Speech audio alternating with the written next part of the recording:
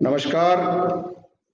मैं भवानी सिंह राजावत, व्याख्याता रसायन विज्ञान, आज पुनः आपके सामने कक्षा 12 में एग्रीकल्चर के भैया जो है उन विद्यार्थियों के कृषि रसायन विषय जो है उसका मृदा का विच्छेदन जो टॉपिक चल रहा है उसी के आगे का भाग आपको इस वीडियो में बताया जा रहा है।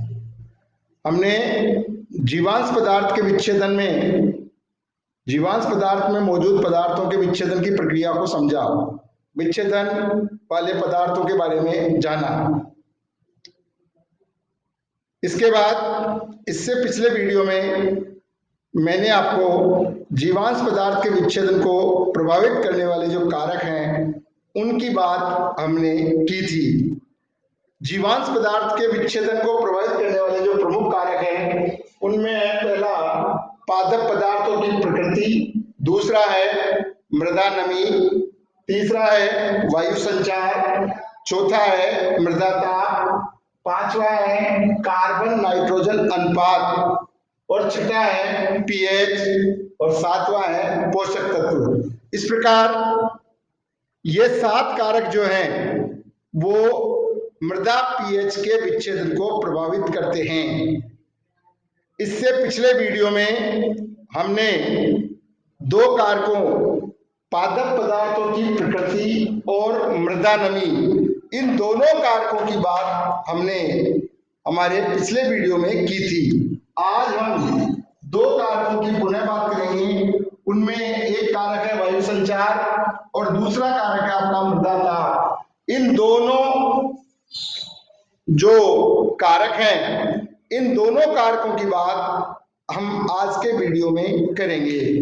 पहला बिंदु है हमारा वायु संचार। सबसे पहले हमें वायु संचार के बारे में जानकारी होनी चाहिए कि मृदा के भीतर वायु के आने जाने की उचित व्यवस्था है या नहीं।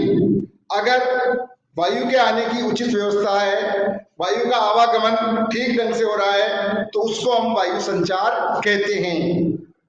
तो ये वायु संचार सूक्ष्म जीव जो है उन सूक्ष्म जीवों के विच्छेदन की प्रक्रिया को प्रभावित करते हैं। मृदा की और सूक्ष्म जीवों की क्रियाशीलता मृदा में O2 की मात्रा पर निर्भर करती है। पहला पॉइंट है हमारा, इसमें हम देख रहे हैं कि ये O2 की मात्रा पर निर्भर करेगा। क्यों करेगा O2 की मात्रा पर? क्योंकि सूक्ष्म जीव, जब हमने उसपे जीव शब्द लगा दिया, इसका मतलब उसको श्वसन क्रिया के लिए निश्चित रूप से प्राणवायु ऑक्सीजन चाहिए।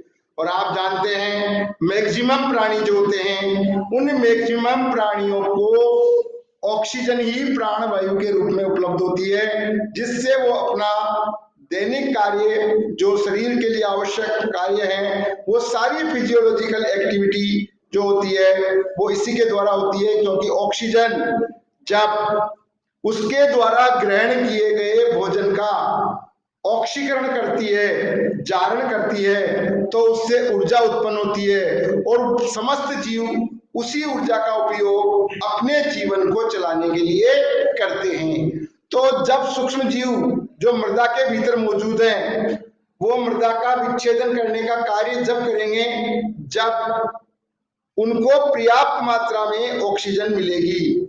यदि हमें भी लंबे समय तक ऑक्सीजन नहीं मिले या कुछ समय के लिए ऑक्सीजन नहीं मिले तो हमारी मृत्यु हो जाती है। उसका कारण क्या है कि हमारे शरीर में भी उपस्थित जो भोजन है उस भोजन का ऑक्सीकरण करने के लिए हमें ऑक्सीजन चाहिए, और भोजन का ऑक्सीकरण करने के लिए जो ऑक्सीजन चाहिए, जैसे ही ऑक्सीजन की आपूर्ति बंद होती है वैसे ही हमारे जीवन की जो जीवन चक्र है वो समाप्त हो जाता है, हमारी लाइफ प्रोसेस समाप्त हो जाती है, क्योंकि इसके भीतर होने वाली क्रियाएं जो है वो रुक जाती है। इसलिए जिस प्रकार हम थोड़ी देर ही ऑक्सीजन के बिना जीवित नहीं रह सकते, हमें जीवित रहने के लिए निरंतर ऑक्सीजन की जरूरत है, इसी प्रकार जो सूक्ष्म जीव होते हैं उन सूक्ष्म जीवों को भी लगातार जीवित रहने के लिए ऑक्सीजन की आवश्यकता होती है। इसलिए मृदा जीवों और सूक्ष्म जीवों की क्रियाशीलता मृदा में O2 की मात्रा पर निर्भर करती है। ये आप लोगों के लिए एक छोटा प्रश्न भी है कि किस पर निर्भर करेगा? तो वो निर्भर करेगा ऑक्सीजन की मात्रा पर। दूसरा बिंदु जो है इसमें वो है O2 की मात्रा अधिक होने से विच्छेदन की गति तेज होती है, यानी डायरेक्ट हो गया है।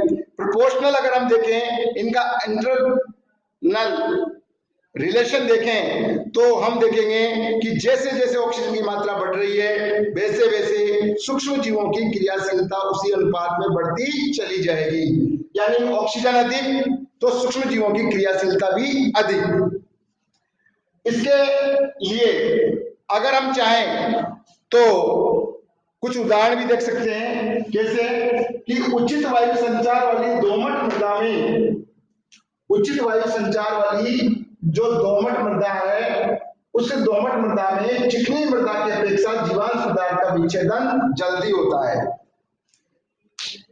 देखिए यहां एक प्रश्न बनता है, प्रश्न पूछा जाता है कि भाई O2 की मात्रा अधिक होने से विच्छेदन की गति तेज होती है, इस तथ्य को स्पष्ट कीजिए। तो इस तथ्य को स्पष्ट करने के लिए हम लिख सकते हैं भाई O2 अधिक होगी तो विच्छेदन की गति भी अधिक होगी, और इसके लिए हम इस उदाहरण का भी उपयोग कर सकते हैं कि इस उदाहरण में जो बताया गया है कि दोमट मृदा जो होती है उस दोमट मृदा में विच्छेदन अधिक होता है और चिकनी मृदा जो होती है उसमें विच्छेदन कम होता है।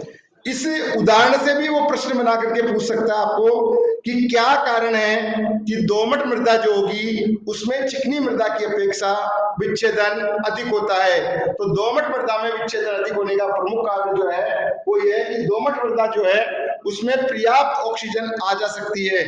आप जानते हो चिकनी मृदा की संरचना हमने पिछले पार्ट में पढ़ी है, तो चिकनी मृदा की स्ट्रक्चर इस प्रकार से होती है कि उसमें आसानी से वायु प्रवेश नहीं कर पाती है। आप यूं भी समझ सकते हैं कि चिकनी मृदा काली मृदा होती है, आपके आसपास पाई जाने वाली काली मिट्टी होती है, उसमें अगर एक बार पानी भर गया तो वो पानी लंबे समय तक भरा रहता है। इसलिए आप देखोगे जितने भी तालाब बांध वगैरह होते हैं उनमें लंबे समय तक पानी बंधा रुका रहता है, क्योंकि यदि वो काली मिट्टी है तो काली मिट्टी में आसानी से, चिकनी मिट्टी है तो आसानी से उसमें पानी रुक जाएगा, क्योंकि चिकनी मृदा की विशेषता होती है कि उसके गाद के कण होते हैं उसमें।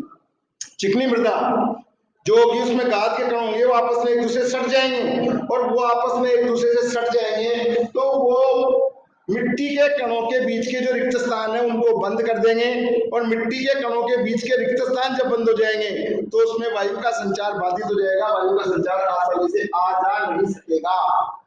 दूसरा बिंदु है हमारा, ये तो पहले बिंदु की बात की हमने वायु संचार की, यानी मिट्टी के भीतर वायु जो प्रवेश कर रही है वो वायु कितनी मात्रा में प्रवेश करनी चाहिए, या मिट्टी में वायु की मात्रा बढ़ेगी तो सूक्ष्म जीवों की क्रियाशीलता भी बढ़ेगी।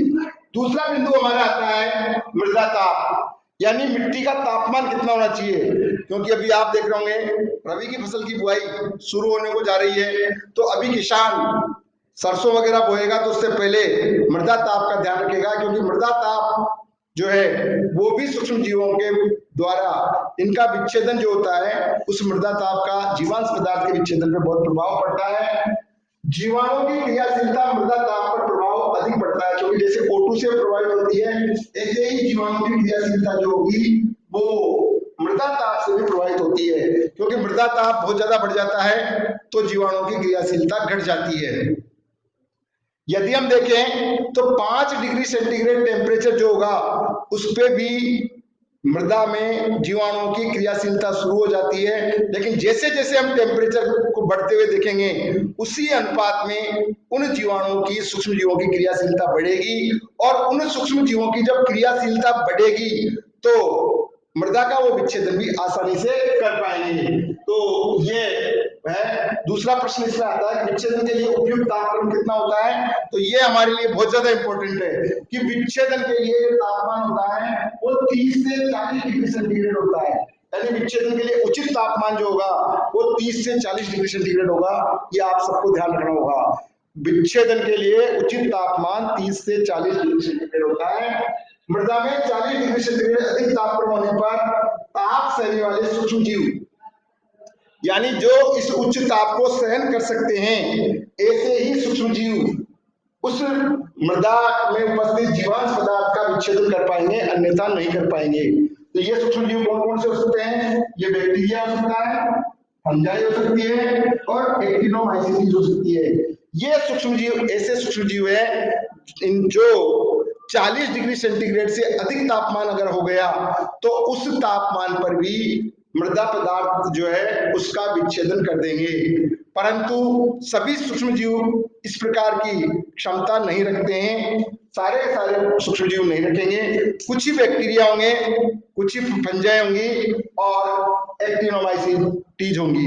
इनकी जातियों के जीव होंगे वो 40 डिग्री सेंटीग्रेड से अधिक तापमान पर सक्रिय होकर के और आसानी से जीवांश पदार्थ का विच्छेदन कर पाएंगे, अन्यथा जीवांश पदार्थ का विच्छेदन नहीं कर पाएंगे। तो आज के वीडियो में हमने आपको जो चर्चा की वो 2 बिंदुओं पे की, वायु संचार और मृदाता। इसमें कोई प्रॉब्लम हो, कोई समस्या रही हो तो आप आराम से मेरे फोन नंबर 93733041 या 9785080669 पर जाकर के और आराम से अपनी समस्या का समाधान कर सकते हैं। लिंक BS साइंस क्लास जो है उस पर भी समस्या का समाधान कर सकते हैं। तब तक आप आसानी से इसको समझें और इसी के साथ मैं आज के वीडियो में आपसे विदा लेता हूं। जय हिंद, जय भारत।